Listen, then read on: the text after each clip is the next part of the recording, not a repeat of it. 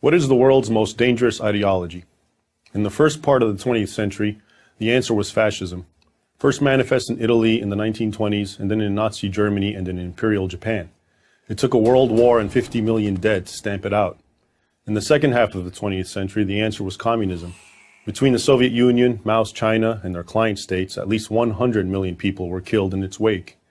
Today, the answer is Islamism, a radical and often violent form of Islam. Like fascism and communism, Islamism is totalitarian in nature. The state controls everything. Also, like fascism and communism, Islamism is inherently expansionist. It always seeks to get bigger, cross borders, and bring as many peoples as possible under its control. And, like fascism and communism, many of Islamism's adherents are prepared to kill to achieve its aims. Those aims are antithetical to everything Western and other free societies stand for. Free speech, free enterprise, freedom to practice or not to practice any religion, freedom of assembly, a free press, and, of course, fundamental human and civil rights for all their citizens. Islamism completely rejects the Western principle of separating religion from government. In its view, governments are legitimate only if they rule according to religious law, in Islamism's case, Sharia, Islam's extensive body of sacred laws. Sharia is based on the teachings of the Quran and the Sunnah. The Quran is believed to be the literal words of Allah as revealed to his prophet Muhammad in the 7th century, and the Sunnah consists of the words and deeds attributed to Muhammad. Islamists interpret Sharia to hold that anyone born Muslim must remain Muslim and face execution if they convert to any other religion, that adulterers must be stoned to death, that anyone who insults Islam or Muhammad must either be severely whipped or executed, and that thieves should have a limb cut off. In addition, Islamists condone polygamy and child marriage. These beliefs are being put into practice right now in, among other places, Iran, the Sudan, Saudi Arabia, the Muslim parts of Nigeria, parts of Pakistan, Syria, Iraq, and Afghanistan, and wherever else Sharia has established a foothold.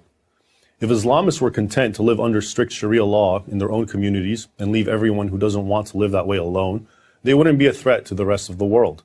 But that would not be Islamism. Islamism wants the entire world governed by Sharia, and anyone who opposes Islamist expansionism is the enemy and must be destroyed. That, of course, includes the United States, all of Europe, and Israel. But it also includes fellow Muslims.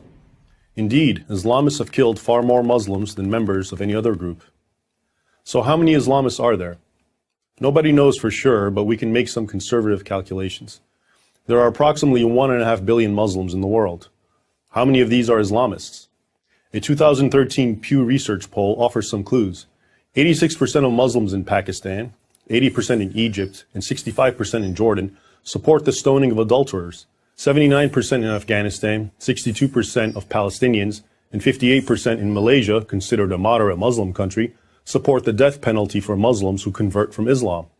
If only 10% of the world's Muslims are Islamists, and the percentage is likely higher, that's 150 million people. Among these, how many are willing to take violent action to enforce their Islamism? Here we're talking about Al-Qaeda, the Islamic State, the Taliban, Hamas, Hezbollah, Boko Haram, Al-Shabaab, and other groups that send suicide bombers into markets, explode car bombs at funerals, throw acid in the faces of girls who attend school, murder sisters or daughters who defy the will of a brother or father, or who fly hijacked airplanes into buildings.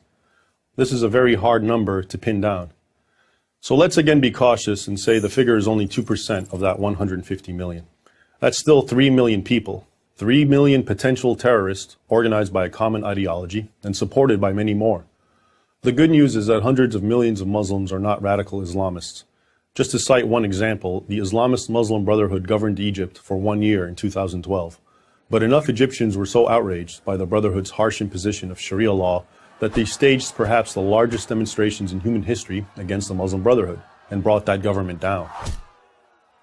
Since the beginning of the 20th century, every generation has been confronted with a lethal threat to freedom and fundamental human rights. Free people defeated the last two totalitarian threats, fascism and communism. If we want to preserve freedom, we, non-Muslims and Muslims alike, will have to defeat the threat of our time, Islamism. I'm Raymond Ibrahim, author of the Al-Qaeda Reader for Prager University.